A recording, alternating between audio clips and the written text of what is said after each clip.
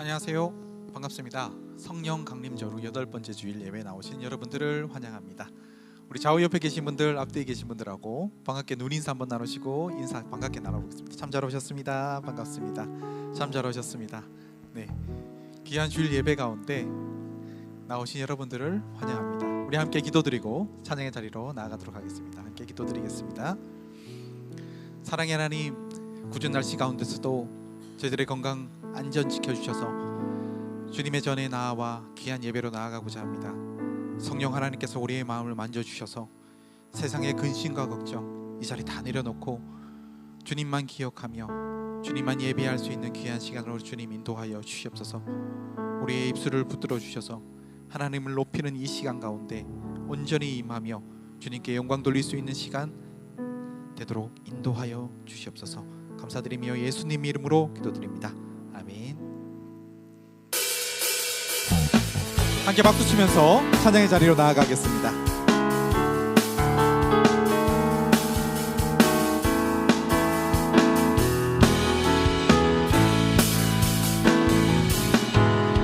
아는 사람들 참 진리를 모른 채 주님 곁을 떠나가지만 내가 만난 주님은 참 사랑이었고 진리였고 소망이었소. 함께 고백할까요? 난 예수가 좋다오. 난 예수가 좋다오.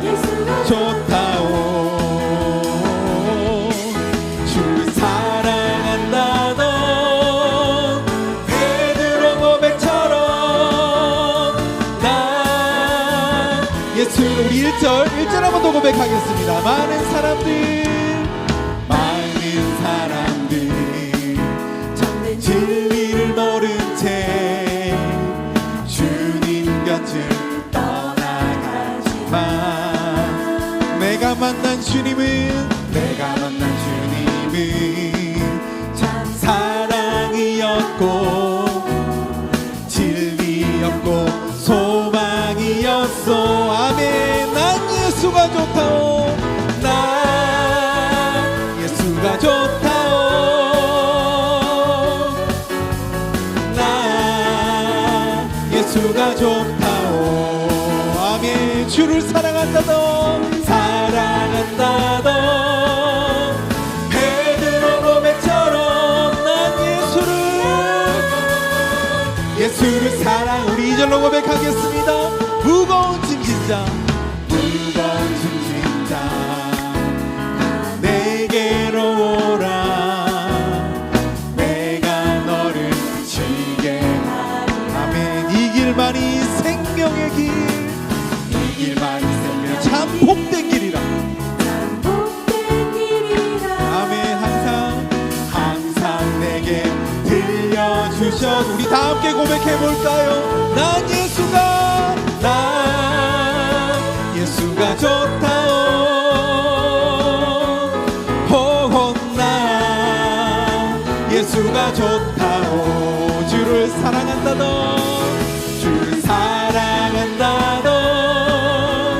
베드로 고백처럼 난 예수를 사랑한다오. 형제자매 참된 행복을 찾거든. 예수님을 만나보세요. 그분으로 인하여 참 평안을 얻으며 나와 같이 고백할 것. 우리 다 함께 고백하겠습니다. 난 예수가 좋다오. 예수가 좋다오. 난 예수가 좋다오. 주를 사랑한다던 베드로 고백처럼 난 예수를 사랑. 한 번 더 고백합니다. 난 예수가 좋다오. 난 예수가 좋다오 나 예수가 좋다오 주를 사랑한다던 베드로 고백처럼 우리 마지막으로 한 번 더 고백해볼까요? 우리의 진심을 담아 고백합니다. 난 예수가 좋다오 난 예수가 좋다오 난 예수가 좋다오 주를 사랑한다던 베드로 고백처럼 난 예수를 사랑한다오 무화과 나무 잎이 마르고 포도 열매가 없으며 감람나무 열매 그치고 논밭에 식물이 없어도 우리의 양떼가 없으며 외양간 송아지 없어도 난 여호와로 즐거워하리 난 여호와로 즐거워하리 난 구원의 하나님을 인해 기뻐 무화과 나무 잎이 마르고 포도 열매가 우리 안에 이러한 감사의 고백들이 있었으면 좋겠습니다. 우리가 신나게 박수치는 이 찬양의 시간 가운데 우리와 함께 임하여 주시는 그 하나님으로 인하여서 우리 가운데 풍성한 기쁨이 임하기를 소망합니다. 난 여호와로 즐거워하리 난 여호와로 즐거워하리 난 구원의 하나님을 인해 우리의 감사 찬양을 한 번 더 고백합니다. 무화과 나무 잎이 마르고 포도 열매가 없으며 감람나무 열매 그치고 논밭에 식물이 없어도 우리의 양떼가 없으며 외양간 송아지 난 여호와로 즐거워하리 난 여호와로 즐거워하리 난 구원의 하나님을 인해 우리 한 번 더 고백할까요? 무화과 나무 잎이 마르고 포도 열매가 없으며 감람나무 열매 그치고 논밭에 식물이 없어도 우리의 양떼가 없으며 외양간 송아지 없어도 난 여호와로 즐거워하리 난 여호와로 즐거워하리 난 구원의 하나님을 인해 기뻐하리라. 아멘. 우리 여호와 하나님께 영광의 박수 올려드리겠습니다. 우리의 구원의 하나님으로 인하여서 우리의 삶이 기쁘고 더욱더 풍성하여지길 소망합니다. 우리의 삶 가운데 늘 함께 동행하여 주시는 그 주님을 고백하며 나아갑니다.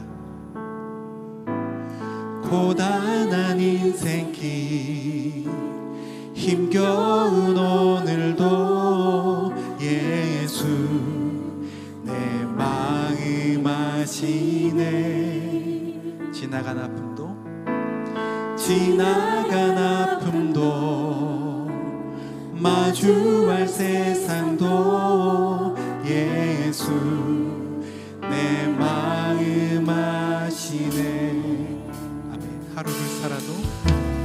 하루를 살아도 기쁨으로 가리 예수 늘 함께 하시네.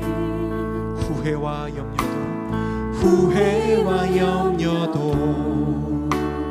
온전히 맡기리 예수 늘 함께 하시네. 믿음의 눈 들어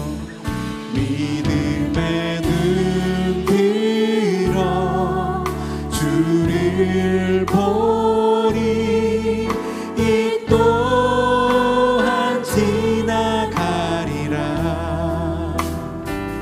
주어진 내 삶의 시간 속에 주의 뜻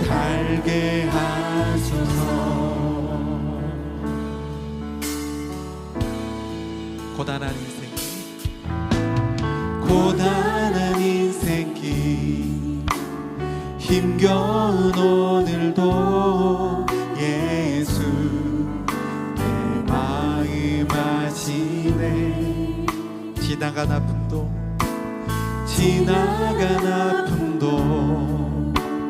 마주할 세상도 예수 내 마음 아시네. 하루를 살아도 기쁨으로 가리.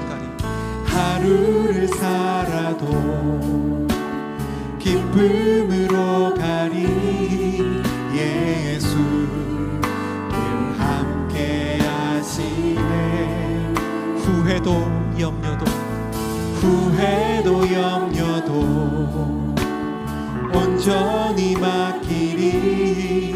예수 늘 함께 하시네. 믿음의 눈 들어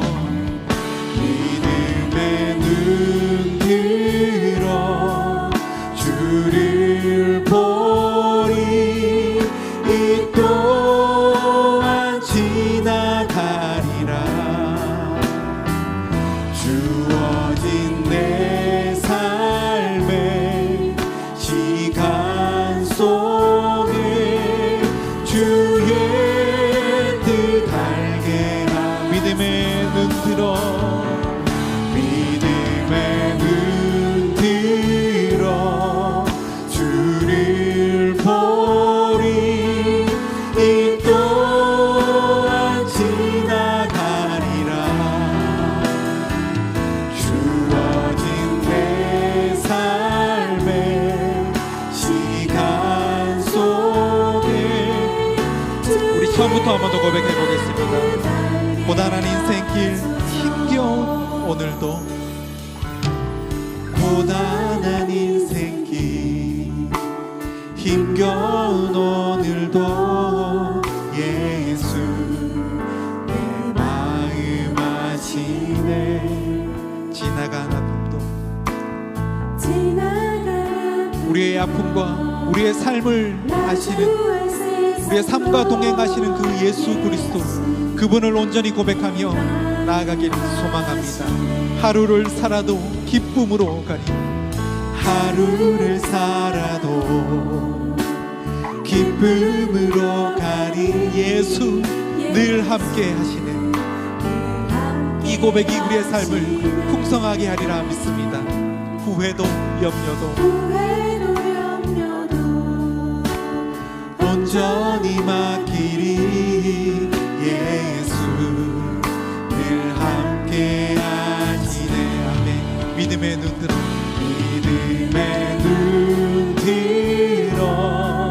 주를 보이. 또한 지나가리라. 주어진 내 삶의 시간 속에 내 삶의 시간 속에 주의 뜻 알게 하시네. 주어진 믿음의 눈 들어 주를 보리. 이 또한 지나가리라. 이 또한 지나가리라. 주어진 내 삶의 시간 속에 주의 우리 소리 높여 고백합니다. 믿음의 눈 들어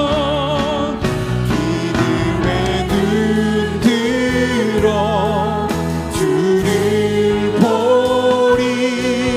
이 또한 지나가리라. 주어진 내 삶의 시간 속에 주의 우리 한 번 더 고백할까요? 믿음의 눈 들어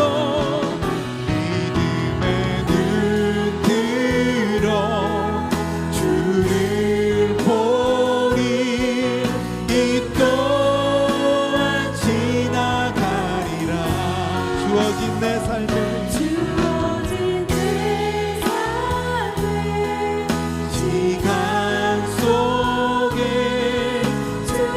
더 마지막으로 고백합니다. 믿음의 눈 들어 주를 보리. 믿음의 눈 들어 주를 보리. 이 또한 지나가리라. 주어진 내 삶의 시간 속에 주의 뜻 알게 하소서. 내 주여 내 주여 뜻대로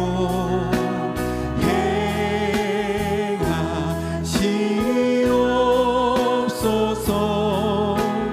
온 몸과 영혼을 다 주께 드리니.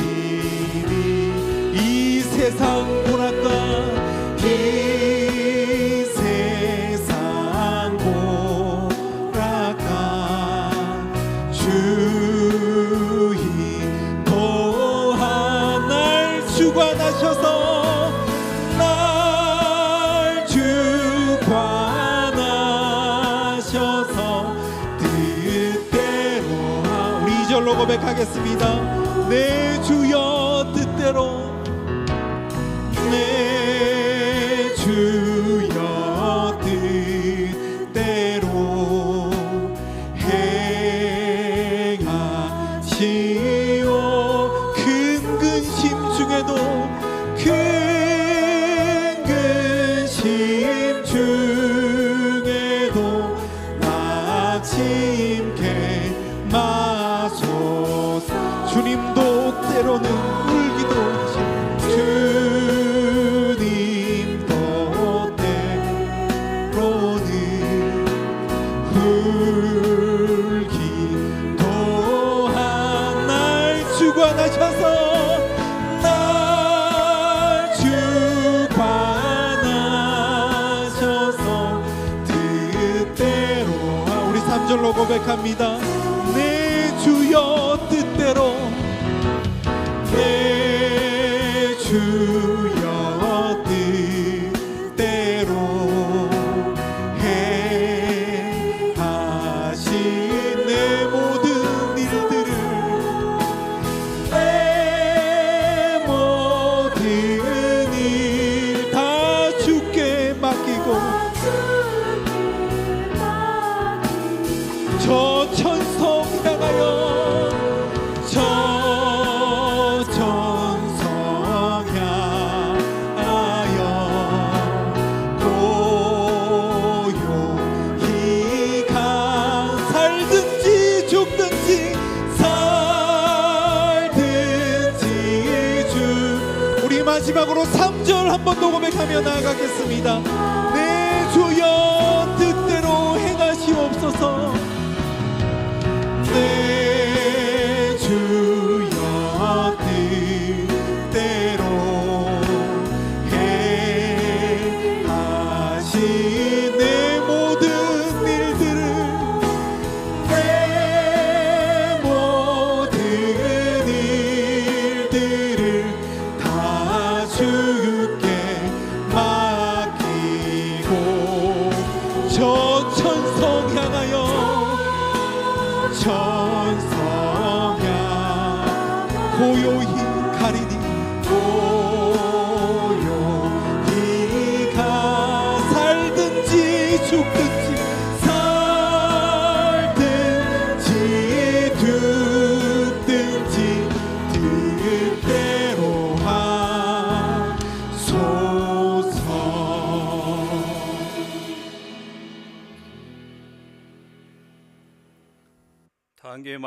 다 함께 마음과 정성을 모아 성령 강림절 후 8번째 주일 예배를 하나님 앞에 드리겠습니다.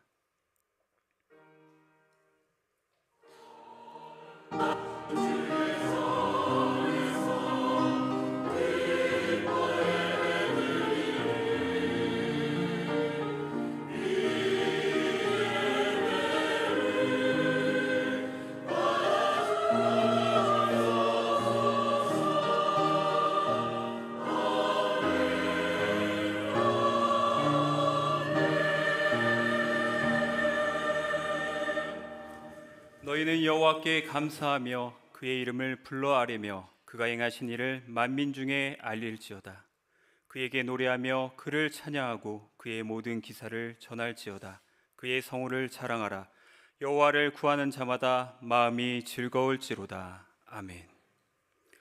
자비로운 자에게 자비로우심을 나타내시며 마음이 깨끗한 자에게 깨끗하심을 보이시는 하나님 아버지, 주님이 구별하신 거룩한 주일 아침에 깨끗하고 정결한 마음을 준비하여 예배의 자리로 나왔습니다.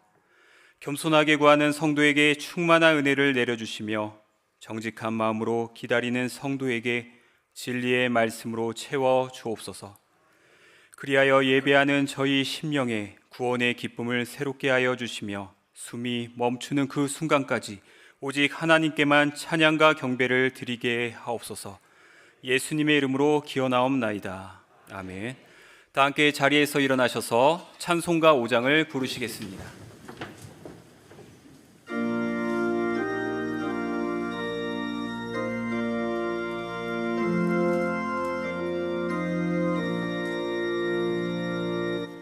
이 천지가 마음을 들어 복 주시는 주 여호와 전능 성부 성자 성령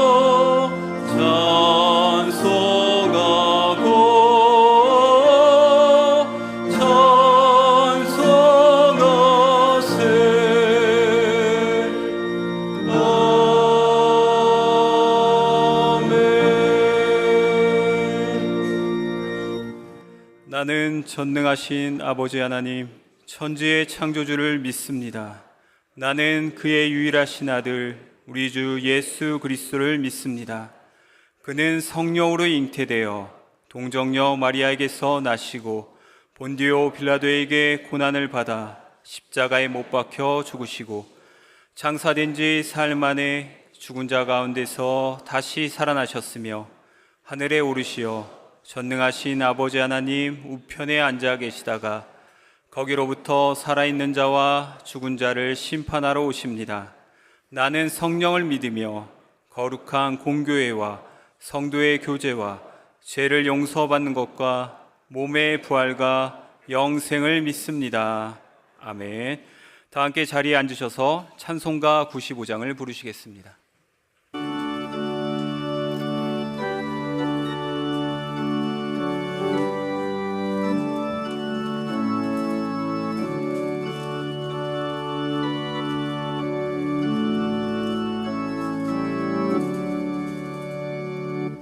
나의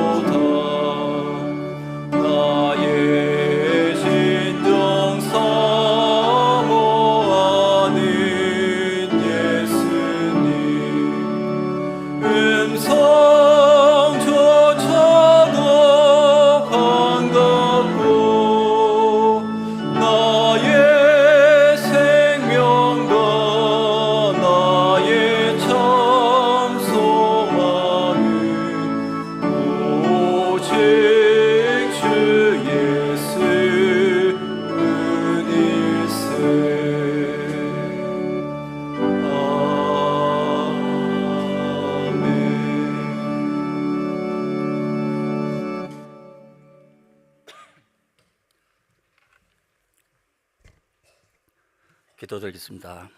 사랑의 하나님 감사합니다. 부족하고 연약한 저희들에게 구원의 은혜를 입게 하시고 진리의 반석 위에 세우신 맥락교회 새 성전에서 예배 드릴 수 있게 오늘도 외면하지 않으시고 은혜의 자리로 불러주심을 감사를 드립니다. 무더운 날씨와 고르지 못한 일기 가운데서도 저희들의 건강과 가정, 삶을 지켜주시고 이전에도 지금도 항상 저희들 곁에서 일하시는 하나님의 은혜로 지금까지 평안의 길로 인도해 주심을 감사를 드립니다.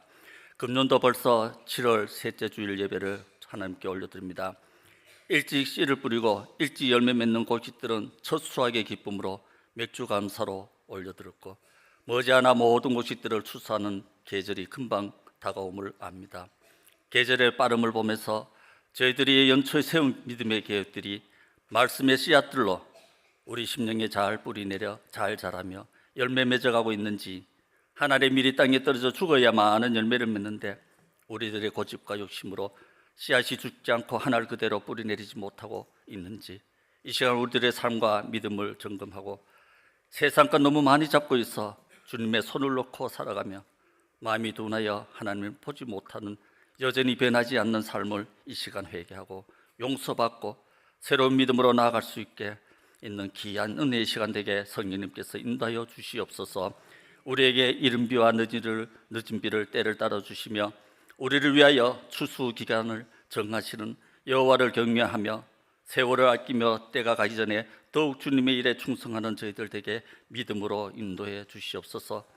여름 방학을 맞아 유치부부터 아동부, 청년부 각 부서에서 성경학교 수련회로 모이는 곳곳마다 안전사고 일어나지 않도록 지켜주시고 어릴 적부터 젊을 때부터 하나님 말씀 붙잡고 좌로나 우로나 치우치지 않고 여호와는 사랑과 정의와 공의를 땅에 행하시는 자임을 깨닫고 거기에 쓰임받는 든든한 일꾼들 다 되게 믿음으로 곱게 올바르게 자라나게 지켜주시옵소서.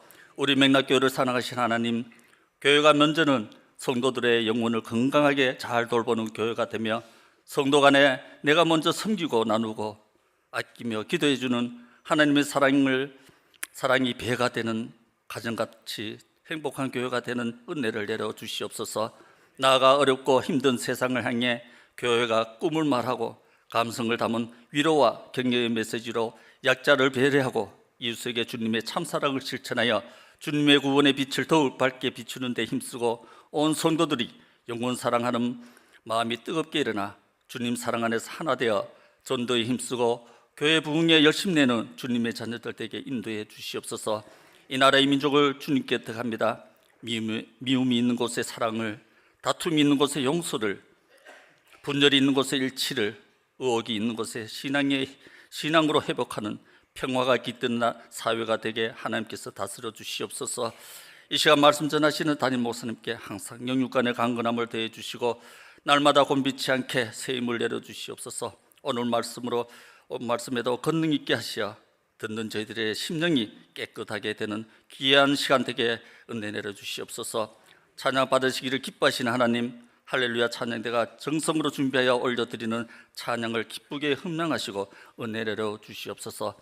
예배를 위해 곳곳에서 봉사하는 손길들 위해 특별히 건강의 복을 내려 주시어 기쁨과 행복한 마음으로 하늘나라 상급을 바라보며 묵묵히 순종의 길을 변함없이 걸어갈 수 있게 복 내려 주시옵소서.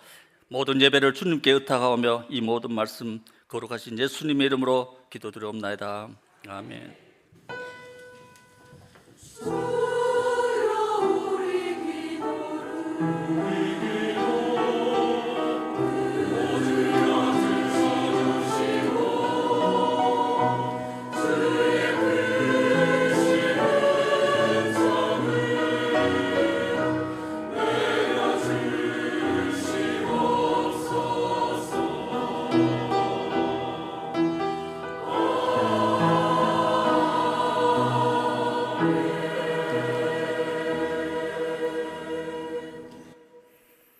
교회 소식 전합니다.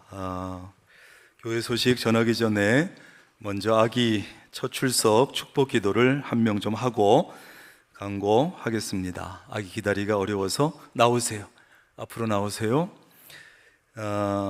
우리 신하순 권사님의 외손녀가 되고 그 다음에 부모님은 김강석, 장미진 성도님인데 87일째 됩니다. 우리 서윤이 기도하겠습니다.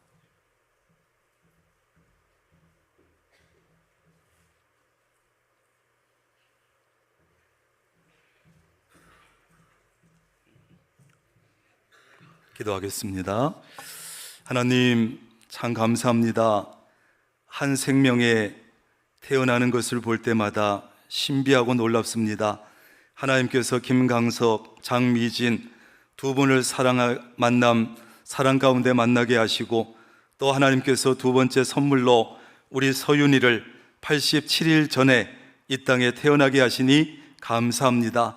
엄마도 건강하고 아이도 건강하게 나심을 감사를 드리고, 오늘 이렇게 처음 부모의 품에 안겨서 또 할머니의 품에 안겨서 하나님의 전에 나와 예배합니다. 우리 서윤이 이제 하나님께서 이 땅에 보내셨으니 이 땅에서 삶을 사는 동안, 평생 동안 하나님께서 지켜주시고 인도하여 주옵소서. 하나님, 예수님의 아기 때처럼 하나님 지혜가 자라고 키가 자라고 그 위에 반드시 하나님의 은혜가 더해지는 우리 서윤이가 되게 하여 주옵소서. 하나님, 평생 사는 동안 건강 잃지 않게 하시고, 하나님 건강하게 하시고, 육적으로도 정신적으로도 강건하게 하시고, 이 세상 사는 동안 꼭 필요한 곳에 하나님 사용하여 주시고, 귀한 곳에만 사용되는 우리 서윤이가 되게 하여 주옵소서. 부모에게 사랑받을 뿐 아니라 하나님에게, 누구보다 하나님께 사랑받는 우리 서윤이가 되게 하여 주옵소서. 서윤이의 일생을 하나님께 맡기며 예수님의 이름으로 기도합니다. 아멘.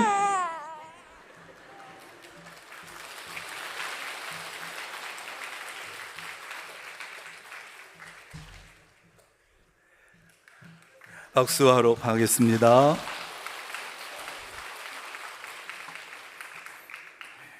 진땀이 납니다. 교회 소식 전합니다. 오늘은 성령 강림절 후 8번째 주일을 지납니다. 3부 예배, 2예배 마친 후에 각부 지정된 장소에서 여전도회 1에서 7부 원래에 있습니다. 소속된 곳에 잘 참여하시길 바랍니다. 7080 사랑공동체는 오늘 전체 모임은 없습니다. 각 사랑방 모임을 잘 하시고 차량 운행은 오후 1시 30분에 합니다. 지난번에 창단된 우리 명락 파크 골프 동호회 원래회가 오늘 오후 4시에 피닉스 스크린 파크 골프 청전점에서 처음으로 이제 전체 모여서 원래회 하게 됩니다. 회원으로 등록하신 분들 참여하시면 됩니다. 제천 마마클럽 기도회가 어머니 연합 기도 운동입니다. 전국적으로 시도마다 만들어지고 있는데 우리 제천에도 한 달 전에 정식으로 출범해서 매달 한 번씩 어머니들이 모여서 기도하는 것입니다. 이번 달에는 내일 모레 21일 화요일 오후 7시 30분에 동부감리교회에서 모입니다. 여러분들 기억하시고 많이 참여하시길 바랍니다. 지난주에 시작이 됐지요. 스마트폰 강의가 우리 강사 우혜자 권사님 통해서 이루어지고 있습니다.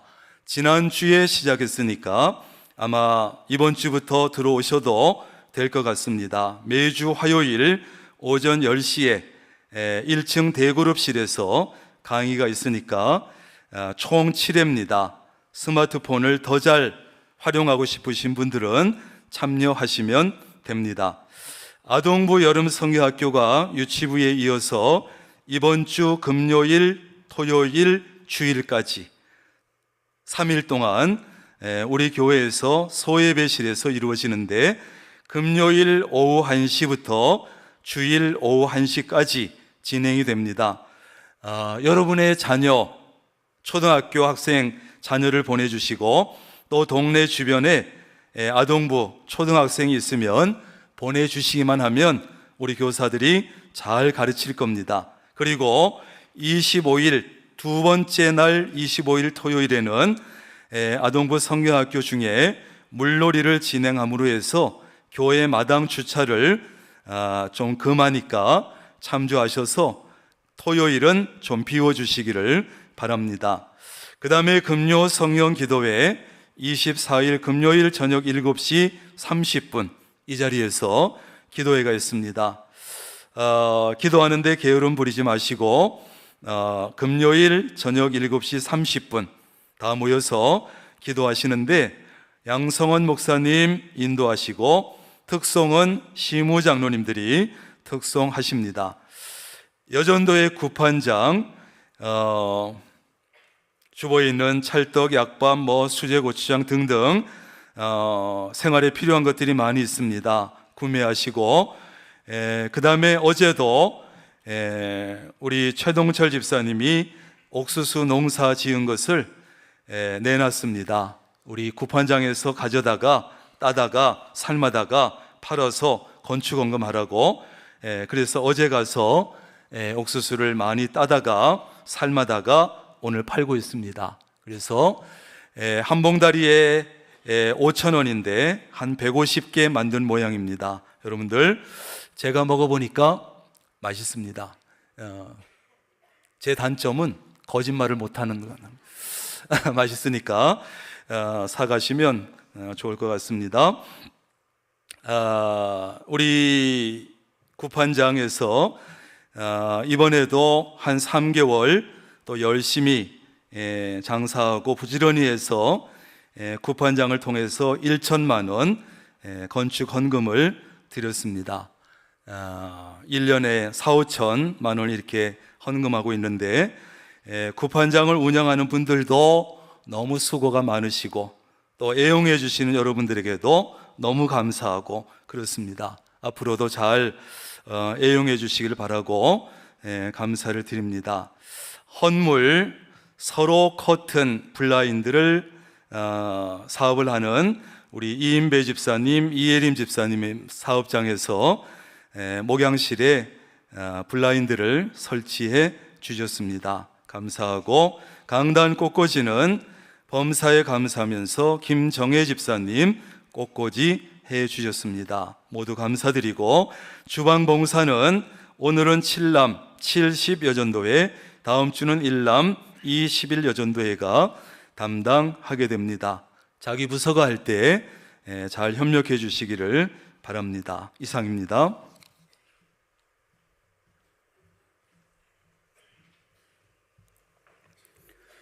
오늘 우리에게 주시는 하나님의 말씀은 사도행전 13장 20절에서 23절입니다. 사도행전 13장 20절에서 23절입니다. 신약 성경 209쪽에 있습니다.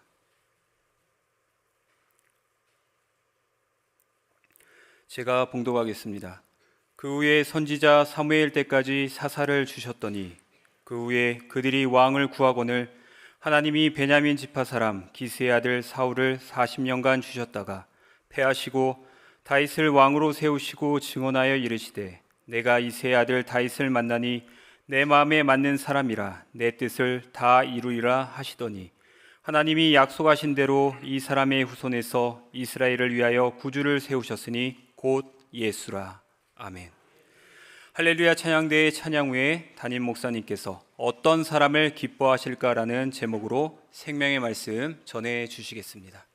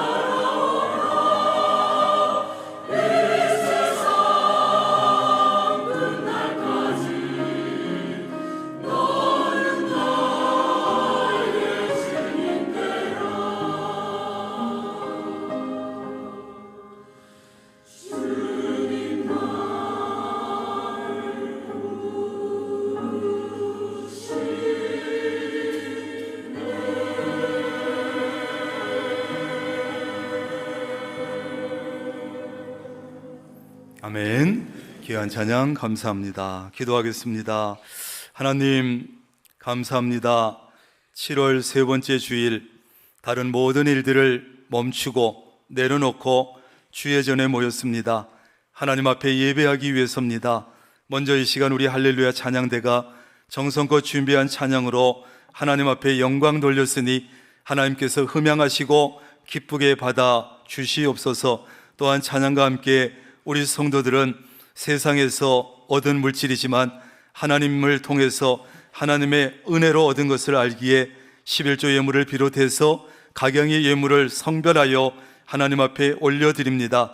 하나님께서 예물마다 기쁘게 받아 주시오며 이 예물이 쓰여질 때 하나님의 교회는 든든히 서가고 하나님의 나라는 확장되게 하시고 하나님의 선한 역사가 이루어지게 하옵소서. 하나님, 우리 성도들의 삶에 영적인 것은 물론이요, 영혼의 문제는 물론이요, 육적인 문제도, 물질적인 경제적인 문제도 부족함이 없도록 채워 주시옵소서. 하나님, 혹 우리 성도들 중에 직장의 사업의 일터에 문제가 있습니까? 어려움이 있습니까? 하나님께서 잘 살펴주시고 선한 길로 풍성함으로 인도하여 주시옵소서. 하나님, 이 시간 말씀을 들으려 합니다. 우리의 길을 열어주시고 마음을 열어주시고 우리가 말씀에 집중하게 하시고 어떤 것도 말씀 듣는데 방해되지 않게 하셔서 들은 말씀이 우리 심령에 잘 꽂혀 잘 심겨져 말씀을 붙잡고 남은 삶을 살아가게 하옵소서. 예수님의 이름으로 기도합니다. 아멘. 한번 따라합니다. 어떤 사람을 기뻐하실까? 여러분, 신앙생활하면서 혹시 이런 질문을 해본 적이 있습니까? 하나님, 저는 하나님 앞에 어떤 사람입니까? 저는 가끔 그런 질문을 해봅니다. 하나님, 저는 하나님 앞에 하나님에게 있어서 어떤 목사입니까? 이런 질문을 해봐요. 여러분은 한 사람의 그리스도인으로서 하나님께 어떤 사람, 어떤 그리스도인입니까? 수많은 사람 중에서 내가 선택했고 죄악에서 구원해줬고 나의 자녀로 삼아주었는데 왜 저렇게 살지? 저렇게 살면 안 되는데 왜 저렇게 살지? 이렇게 하나님의 마음을 혹시 답답하게 하는 사람입니까? 아니면 하나님의 마음을 안타깝게 하는 사람입니까? 아니면 화나게 하는 사람입니까? 아니면 하나님의 마음을 정말 흐뭇하게 해드리면서 하나님을 기쁘시게 해드리는 그런 사람입니까? 하나님을 기쁘시게 한다고 하는 것은 어떤 화려한 업적이나 외적인 성공이 아닙니다. 하나님을 기쁘시게 한다고 하는 것은 평범한 일상 속에서 하나님을 온전히 신뢰하고 하나님과 친밀하게 동행하고 삶의 모든 순간을 예배로 드리는 것이에요. 그것이 뭐라고요? 하나님을 기쁘시게 하는 것이다. 다시 말씀드립니다. 하나님을 기쁘시게 하는 것은 하나님을 온전히 신뢰하고 하나님과 친밀하게 동행하면서 삶의 모든 순간을 예배로 드리는 것이다. 시작. 하나님을 기쁘시게 하는 것은 하나님을 온전히 신뢰하고 하나님과 친밀하게 동행하고 삶의 모든 순간을 예배로 드리는 것이다. 그냥 끝날 줄 알았지요. 한 번 더 해야 됩니다. 시작. 하나님을 온전히 신뢰하고 하나님과 친밀하게 동행하고 삶의 모든 순간을 예배로 드리는 삶이다. 그게 뭐라고요? 하나님을 기쁘시게 하는 삶이에요. 예를 들면 에녹이라고 하는 인물 아시죠? 이 에녹은요 65세에 무드셀라를 낳고 300년 동안 하나님과 동행하면서 자녀들을 낳았다. 이거밖에 없어요. 구약 성경에 보면 에녹에 대해서 이렇게만 나와 있어요. 그런데요 신약으로 넘어와서 히브리서 11장 5절에 보면 이렇게 말씀합니다. 에녹은 믿음으로 죽음을 보지 않고 하늘나라로 옮겨졌는데 옮겨지기 전에 하나님을 기쁘시게 하는 자라는 증거를 받았다. 아멘. 이렇게 나오는 거예요. 그러니까 구약에 나와 있는 인물에 대해서 신약의 저자가 구약의 인물에 대해서 평가해 놓은 것이에요. 에녹은 믿음으로 죽음을 보지 않고 하늘로 옮겨졌는데 옮겨지기 전에 하나님을 기쁘시게 하는 자라는 증거를 받았대요. 하나님은 에녹을 다른 사람 다 거치는 슬픔 속에 거치는 그 죽음을 거치지 아니하고 바로 하늘로 땡겨 올라가셨어요.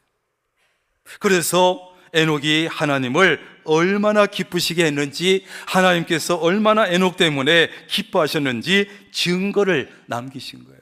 그래서 지금도 수천 년이 지났지만 제가 오늘도 에녹에 대해서 말씀하잖아요. 이 사람이 이렇게 하나님을 기쁘시게 했다고. 왜? 증거가 남아있으니까. 에녹이 하나님을 기쁘시게 할 수 있었던 것은 두 가지인데, 하나는 믿음이고 하나는 하나님과 동행했다는 거예요. 하나는 뭐라고요? 믿음이고 하나는 하나님과 동행했다는 것이에요. 여러분, 하나님을 기쁘시게 하는 것은 뭐 엄청난 것이 아닙니다. 대단한 것이 아닙니다. 믿음을 가지고 하나님과 동행하고 삶의 모든 순간을 예배를 드리듯이 사는 것이에요. 하나님을 전적으로 신뢰하고 어떤 삶의 자리에 있든지 하나님과 동행하고 삶을 예배드리시듯이 사는 것입니다. 그것이 바로 하나님을 기쁘시게 하는 것이다. 하나님은 그런 사람을 기뻐하시는 거예요. 17세기 프랑스 갈멜 수도원이라는 곳이 있는데, 이 갈멜 수도원에 로렌스라고 하는 형제가 있었습니다. 그런데 이 로렌스라는 사람은 정식 사제가 아닌 평신도 수사였고 한쪽 다리를 정은 장애를 가지고 있었어요. 그리고 이 수도원에서 가장 힘들고 고되고 아무도 알아주지 않는 주방 일을 맡아서 했어요. 그래서 이 로렌스는 평생 동안 그 연기가 자욱한 부엌에서, 요즘같이 가스레인지가 있습니까? 전자레인지가 있습니까? 나무떼에서 하는 연기가 자욱한 부엌에서 채소를 다듬고 기름때 묻은 솥을 닦고 식사 준비를 하는 힘든 노동을 계속 날마다 하는 거예요. 세상의 기준으로 보면 그는 위대한 업적을 남기지도 못했습니다. 대단한 사역을 한 사람도 아니었습니다. 그런데 그의 얼굴에는 늘 세상이 줄 수 없는 평안과 기쁨이 가득한 거예요. 그래서 어느 날 한 번은 수도원 원장이 그를 찾아와서 묻습니다. 로렌스 형제, 당신은 어떻게 해서 그 힘들고 천한 주방 일을 하면서도 날마다 그렇게 기쁘게 일할 수가 있나요? 그랬더니 이 로렌스 형제가 환하게 웃으면서 이렇게 대답했대요. 원장님, 저는 감자를 깎을 때 주님을 위해서 깎고 기름때 묻은 솥을 닦을 때 주님의 발을 닦는 심정으로 닦습니다. 저에게는 이 주방이 예배당이고 제가 잡고 있는 이 국자가 제 예배의 도구입니다. 제게 중요한 것은 얼마나 위대한 일을 하느냐가 아니라 작은 일이라도 하나님을 사랑하는 마음으로 했느냐, 그것입니다. 얼마나 위대한 일을 하느냐가 아니라 작은 일이라도 하나님을 사랑하는 마음으로 하느냐, 그것입니다. 이렇게 고백을 했어요. 여러분, 이런 로렌스의 고백과 그의 모습을 바라보시는 하나님의 마음이 얼마나 흐뭇하고 기쁘시고 감동이었겠어요. 야, 너 진짜다. 너가 나를 정말 기쁘게 하는구나. 그러지 않았겠어요? 지난주에 제가 설교 중에 말씀드린 교회 안에 있는 3D 봉사자가 있다고 그랬어요. 첫째는 주차봉사, 두 번째는 주방봉사, 세 번째는 교회학교 교사라 그랬어요. 그런데 그 3D 교회 안에 3D 봉사자들이 만약에 이런 고백을 한다면 하나님께서 얼마나 흐뭇해 하시고 기뻐하실까요? 목사님, 저는 교회 주방에서 감자를 깎을 때 주님을 위해서 깎고 기름 때 묻은 솥을 닦고 더러운 그릇을 설거지할 때 주님의 발을 닦아드리는 그런 마음으로 닦습니다. 제가 주차장에서 주차 안내할 때 주님을 맞이하는 마음으로 하고 있습니다. 교회 학교 아이들을 대할 때 주님을 대하듯이 합니다. 멋지잖아요. 이런 고백을 하면서 봉사한다면 하나님께서 얼마나 기뻐하실까요? 하나님은 오늘 말씀해 보니까 모세를 지도자로 세우셔서 이스라엘 백성을 출애굽시킵니다. 그 다음에 광야를 지나게 하십니다. 그 다음에 모세의 후계자로 여호수아를 세우셔서 가나안을 정복하게 하시고 땅을 분배하셨습니다. 그 다음에 그런 여호수아가 죽은 후에는 누구를 세웠지요? 사사들을 세우셔서 재판도 하게 하시고 전쟁을 이끌게 하셨어요. 그런데 이스라엘 백성들을 보세요. 하나님께서 친히 왕이 되어주시고 사사를 세우셔서 이끄시는데도 만족하지 못하고, 하나님, 우리도 이방 나라들처럼 인간 왕을 세워주세요. 강력한 인간 왕을 세워달라는 거예요. 그래서 처음으로 세워진 왕이 누구? 사울이었지요. 그런데 이 사울은 처음에는 참 겸손하고 좋았는데 점점 더 하나님이 기뻐하시지 않는 짓만, 싫어하시는 짓만 골라서 했습니다. 그래서 오늘 말씀에 사울을 폐하시고 세우신 왕이 누구다? 다윗이지요. 오늘 우리는 이 다윗을 통해서, 다윗의 삶의 여정을 통해서 하나님은 어떤 사람을 기뻐하시는지 찾아보려고 하는 거예요. 하나님은 어떤 사람을 기뻐하시겠습니까? 오늘은 5가지만 찾아보려고 합니다. 첫째, 하나님은 하나님 마음에 맞는 사람을 기뻐하십니다. 어떤 사람이요? 그렇죠. 하나님 마음에 맞는 사람을 기뻐하세요. 사무엘상 13장 14절에 보면 여호와께서 그의 마음에 맞는 사람을 구하여 여호와께서 그를 그의 백성의 지도자로 삼으셨느니라.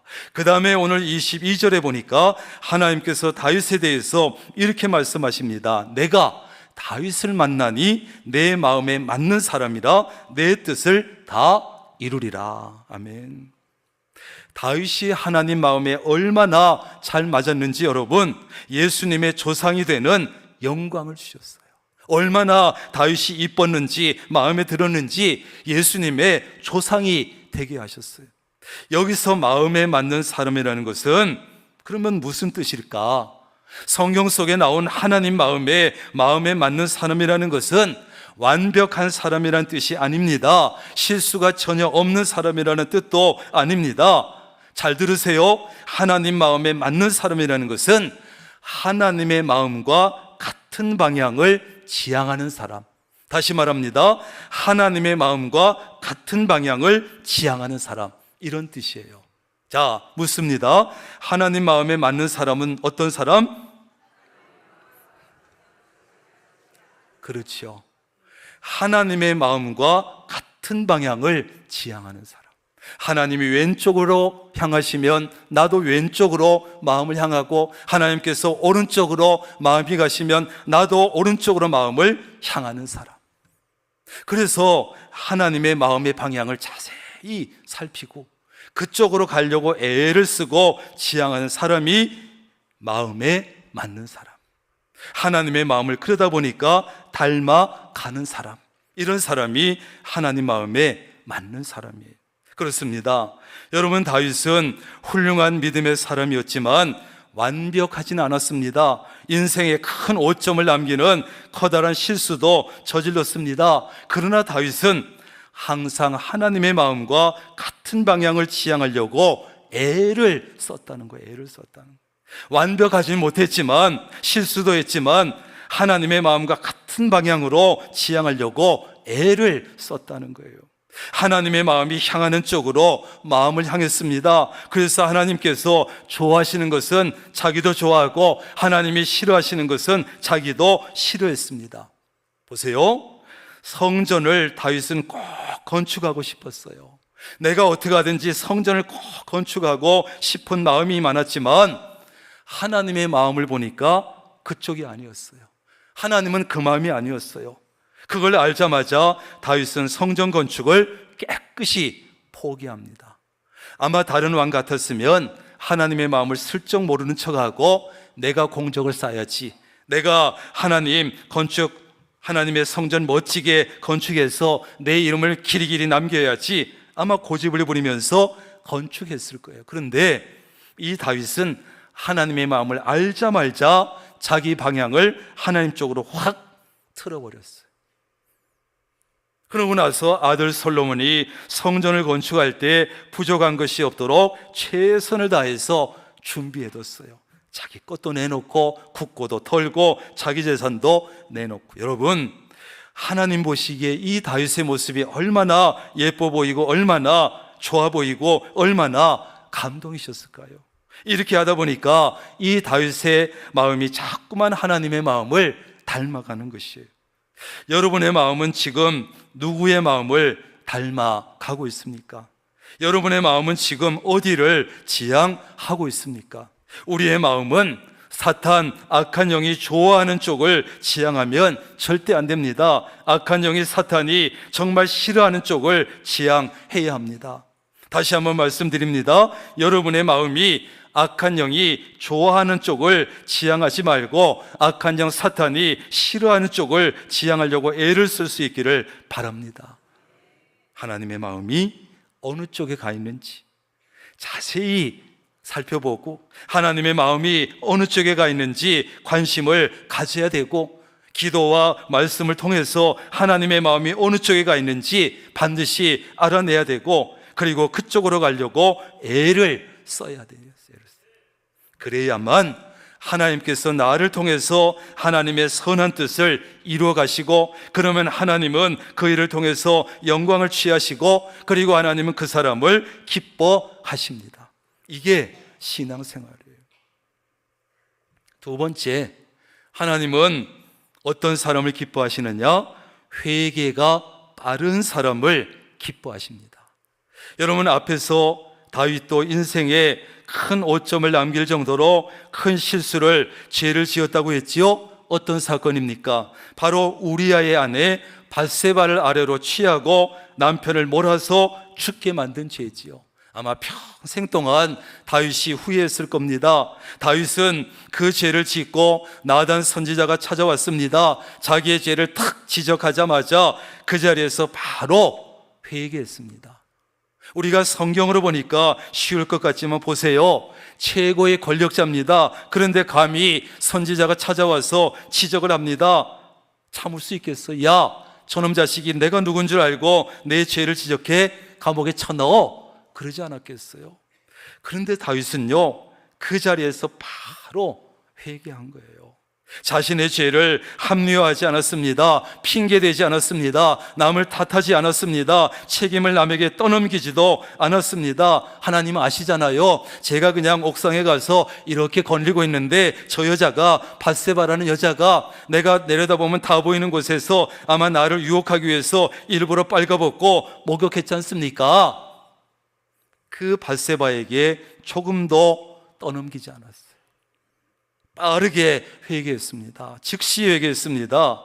그런데 우리는 어떻습니까? 죄를 지을 때는 그렇게도 빠르게 잘 짓고, 악을 행할 때는 그렇게도 빠르게 저지르면서 회개의 속도는 얼마나 느려 터진지, 나를 합리화하고 핑계를 대고 남을 탓하고 남에게 책임을 전가하다가 시간 끌다가 크게 한번 얻어맞아야만 겨우 회개하고 돌아오고, 하나님은 여러분 죄 없는 사람보다 혹시 죄를 지었더라도 빠르게 회개하고 빠르게 돌아오는 사람을 기뻐하시는 줄로 믿습니다. 사람은요, 누구나 실수할 수 있어요. 우리 장로님들도 실수할 수 있고, 목사인 저도 실수할 수 있고, 권사님들도 실수할 수 있잖아요. 다 죄를 지을 수 있습니다. 그러나 어쩌다가 죄를 지었을 때는 빠르게 회개할 수 있기를 바랍니다. 하나님은 빠르게 회개하는 자는 빠르게 용서하시고 빠르게 기쁘게 받아 주시는 줄로 믿습니다. 빠르게 해야 되신 소. 세 번째로, 하나님은 무엇을 기뻐하시느냐? 어떤 사람 기뻐하시느냐? 하나님의 뜻을 먼저 묻는 사람을 하나님은 기뻐하십니다. 다윗은요, 전쟁을 앞뒀을 때도 하나님께 물었습니다. 도망 다니는 중에도 하나님께 물었습니다. 아무리 급박한 상황에서도 하나님의 뜻을 물었습니다. 다윗은 끊임없이 하나님께 묻고 또 묻고 또 물었어요. 중요한 일이 있을 때마다 여호와여, 내가 여호와께 내가 나아가 여쭈어 이르되, 이 구절이 반복되는 거예요. 하나님께 물었다는 것이죠. 다윗이 직접 하나님의 뜻을 물은 것은 사무엘상과 하 말씀에 기록된 것만 공식적으로 8번이 나와요. 사울을 피해 다니던 시절 가장 절박하고 두려운 순간마다 다윗은 자신의 군사적 경험도 내려놓고 상식도 내려놓고 그거 의지하지 않고 하나님께 묻고 또 물었어요. 사울 왕이 죽었을 때도 얼른 가서 그 자리 차지하면 될 텐데 하나님께 또 물었어요. 어떻게 하면 좋을까요? 온 이스라엘의 왕이 되어서 막강한 권력을 잡았을 때도 그동안의 수많은 승리를 경험한 후에도 하나님께 또 물었어요. 어떻게 할까요? 그러니 하나님께서 이 다윗을 보실 때 얼마나 예뻐 보이고 얼마나 마음이 기쁘셨을까? 이제는 지가 알아서 할 때도 됐는데 지가 알아서 해도 될 터인데 또 나한테 묻는구나.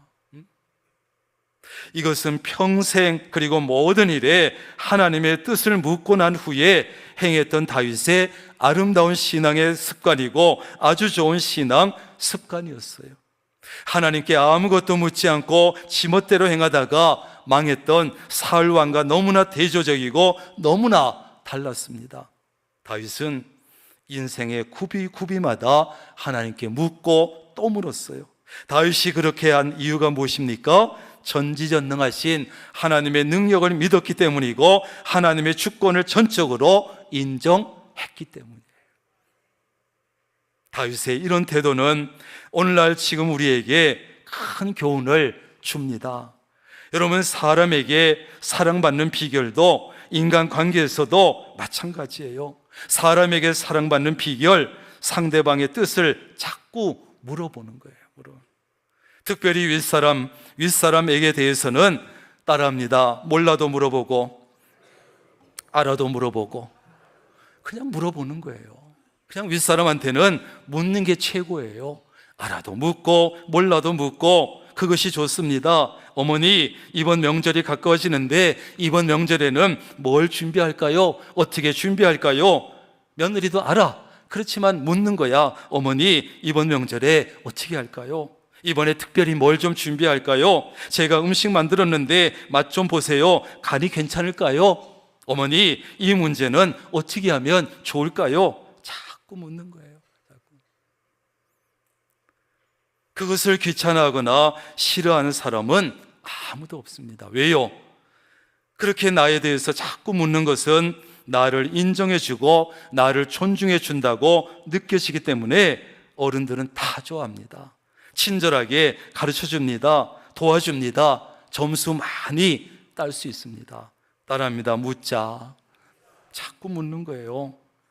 어른들의 윗사람에게도 묻고 하나님께도 묻고 우리 하나님도 마찬가지 아닙니까? 하나님께 내 뜻을 먼저 말하지 말고 먼저 하나님의 뜻을 물어봐야 되는 거예요. 하나님, 이 문제는 어떻게 할까요? 하나님, 이런 문제 앞에 서 있는데 어떻게 하면 하나님 기뻐하실까요? 하나님의 뜻은 무엇일까요? 기도하면서 찬양하면서 말씀을 들으면서 끊임없이 물으면서 사는 거예요. 하나님은 하나님 나의 계획이 이루어진데 맞습니까? 라고 묻기 전에 먼저 하나님의 뜻은 무엇이냐고 묻는 사람을 기뻐하시는 거예요. 그러면 하나님은 가장 좋은 답을 주십니다.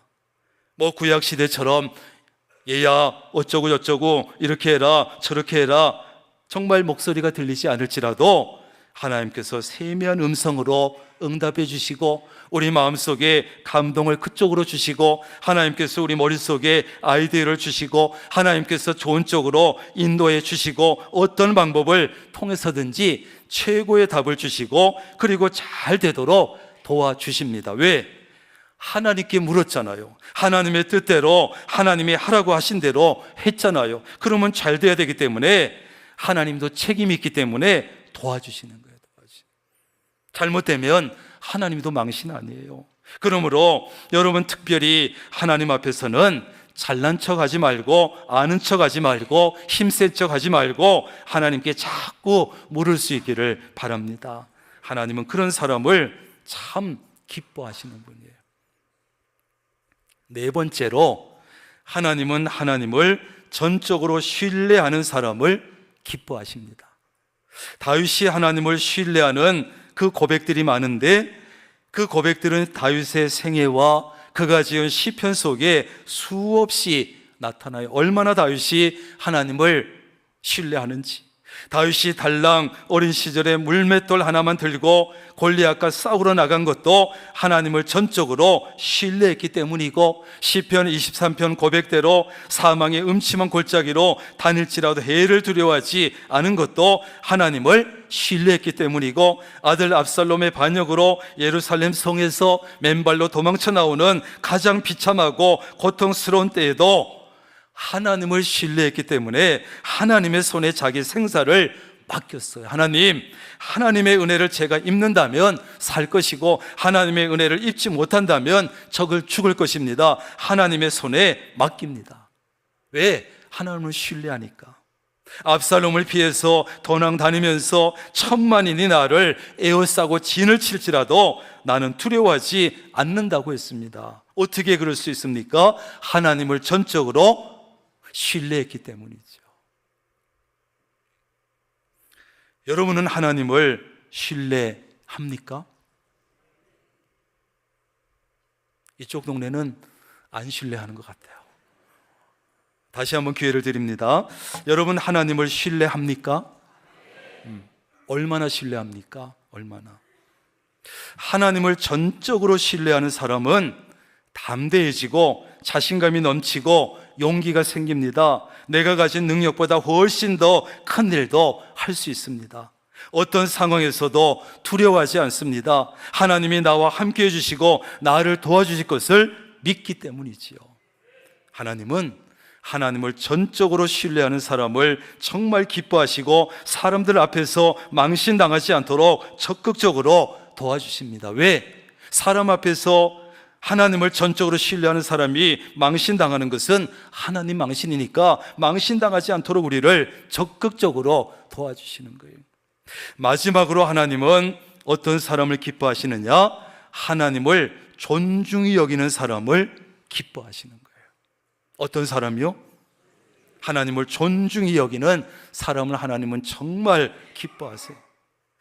언약궤 아시죠? 법궤라고도 하는 이 언약궤는 이스라엘 백성에게 있어서 하나님이 그들과 함께 하심을 나타내는 상징하는 것인데, 옛날에 사울이 블레셋과 싸우고 하다가 그걸 빼앗겨 버렸어요.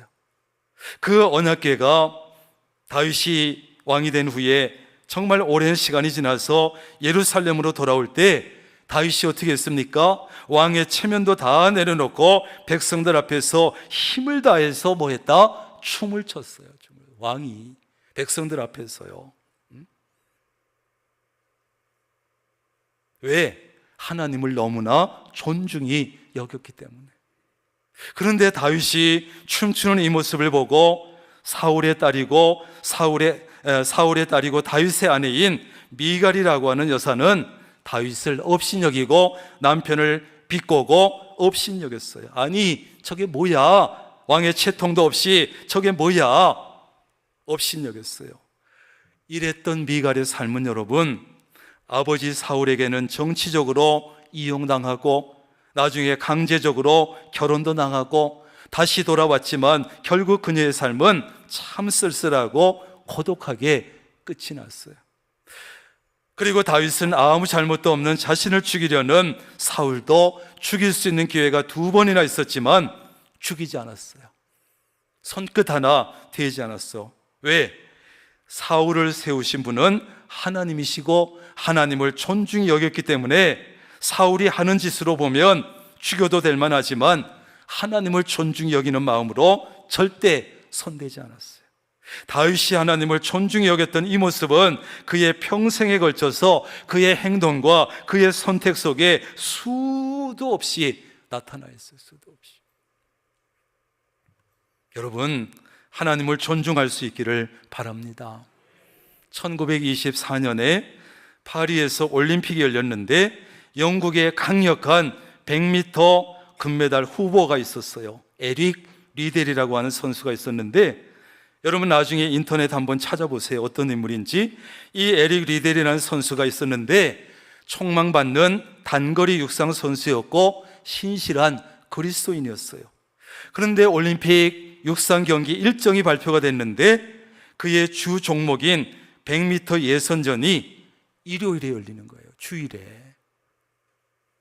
이 에릭 리델은 발표를 보자마자 조금 더 망설이지 아니하고 주일 예배를 드리기 위해서 올림픽 경기를 나는 포기합니다 선언해 버렸어요.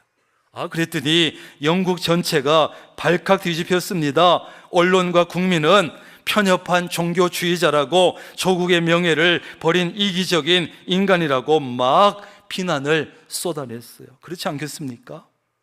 영국의 고위 관료들까지 이 사람을 찾아와서 설득을 했습니다. 야, 신앙은 신앙이고 또 이것은 중요한 경기인데 나가야지. 그러나 그의 결심은 흔들리지 않았어요. 저는 주일에는 달릴 수가 없습니다. 그것이 하나님을 기쁘시게 하는 일이기 때문입니다. 누가 기쁘신 일이라고요? 하나님이 기뻐하신 일이기 때문에 저는 주일에는 죽어도 못 달립니다. 그걸 하나님이 기쁘시기 때문입니다.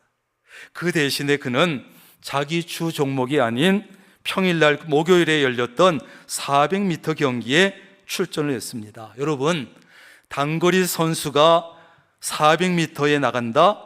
이건 완주하기조차 버거운 무리한 도전이었어요. 그런데 보세요. 예선을 통과하고 결선을 통과하고 마침내 400m 결승날이 되었고 출발선에 선 에릭 리델에게 이 담당 안마사가 작은 쪽지 하나를 건넸어요. 쪽지를 펴보니까 사무엘상 2장 30절 말씀이 적혀 있었어요. 나를 존중히 여기는 자를 내가 존중히 여기고, 내가 존중히 여기는 자를 내가 존중히 여기고. 이 말씀을 품고 달린 에릭 리델은 처음에 100m를 마치 단거리 경기하듯이 엄청난 속도로 달렸어요. 그 모습을 보고 사람들은 그가 페이스 조절에 실패했다, 곧 쓰러질 거다 생각했는데 그는 끝까지 달렸을 뿐 아니라 47초 6이라는 세계 신기록을 세우고 목에 금메달을 달았어요. 경기를 마치자마자 기자들이 구름대같이 쫓아왔습니다. 초인적인 그 힘이 어디서 났습니까? 그는 환하게 웃으면서 이렇게 대답했습니다. 처음 200m는 나의 힘으로 최선을 다해 달렸고 나머지 200m는 하나님의 도우심으로 더 빨리 달렸습니다. 저는 달릴 때마다 저에게 이 재능을 주신 하나님의 기쁨을 느낍니다. 아멘이지요. 하나님을 이렇게 존중히 여기는 에릭 리델 선수를 보면서 하나님은 얼마나 감동하시고 얼마나 기쁘셨을까요? 너 정말 멋있다. 너 안 이뻐할 수가 없구나. 하나님은 사무엘하 2장 30절에 분명히 말씀하십니다. 나를 존중히 여기는 자를 내가 존중히 여기고 나를 멸시하는 자를 내가 경멸하리라. 아멘. 여러분, 하나님을 업신 여기지 마세요. 하나님을 무시하지 마세요. 하나님을 하찮게 여기지 마세요. 하나님도 그런 사람을 무시하고 업신 여기겠다, 경멸하겠다고 말씀하셨어요. 하나님이 무시하고 하나님이 업신 여기는 그런 사람이 무슨 복을 받겠습니까? 무슨 일을 한들 그 사람이 잘 되겠습니까? 하나님을 존중히 여겨야 하나님도 그 사람을 존중히 여겨주십니다. 하나님이 존중히 여겨주시는 사람이 복을 받지 않을 수가 있겠습니까? 무엇을 하든지 잘 되지 않겠습니까? 여러분, 하나님이 정말 기뻐하시는 사람이 누군지 알아야 돼요. 첫째는 하나님 마음에 꼭 맞는 사람이 여러분 되시고, 그 다음에 죄를 혹시 지었더라도 빠르게 회개하시고, 그 다음에 늘 하나님의 뜻을 물으시고, 그 다음에 하나님을 전적으로 신뢰하시고 하나님을 존중히 여김으로 해서 하나님을 기쁘시게 할 수 있기를 바랍니다. 그래서 하나님을 기쁘시게 하는 사람에게 주시는 복과 은혜 반드시 받아 누리시기를 주님의 이름으로 축원합니다. 기도하겠습니다. 하나님, 우리가 하나님을 정말 기쁘시게 하는 자 되기를 기대하시고 원하시는 하나님, 그런데 왜 우리는 하나님이 기뻐하시지 않는 쪽으로만 자꾸 가려고 하는지요? 악한 영은 또 우리를 하나님 기뻐하시지 않는 쪽으로 자꾸 우리를 끌어갑니다. 그러나 우리는 그쪽으로는 가서 안 됩니다. 어떻게 하든지 하나님의 마음이 어느 쪽에 가 있는지 알아내게 하시고 관심 가지게 하시고 그 길을 가려고 평생 애를 쓰는 우리가 되게 하여 주옵소서. 믿음을 가지고 신뢰 가지고 하나님과 어떤 상황에서도 하나님과 동행하게 하시고 내 삶 자체 모든 삶의 부분을 예배 드리는 마음으로 살게 하여 주옵소서. 예수님의 이름으로 기도합니다. 아멘.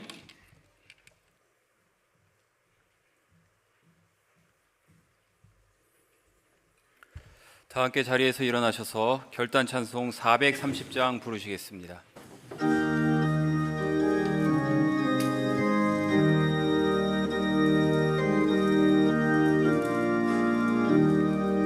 주와 같이 길 가는 거 즐거운 일 아닌가. 우리 주님 걸어가신 발자취를 밟겠네. 한 걸음 한 걸음 주 예수와 함께 날마다 우리 걸어가리. 어린아이 같은 우리 미련하고 약하나 주의 손에 이끌려 생명길로 가겠네. 한 걸음 한 걸음 주 예수와 함께 날마다 우리 걸어가리. 꽃이 피는 들판이나 험한 골짜기라도 주가 인도하는 대로 주와 같이 가겠네. 한 걸음 한 걸음 주 예수와 함께 날마다 우리 걸어가리. 옛성 지자의 녹같이 우리들도 천국에 들려 올라갈 때까지 주와 같이 걷겠네. 한 걸음 한 걸음 주 예수와 함께 날마다 우리 걸어가리.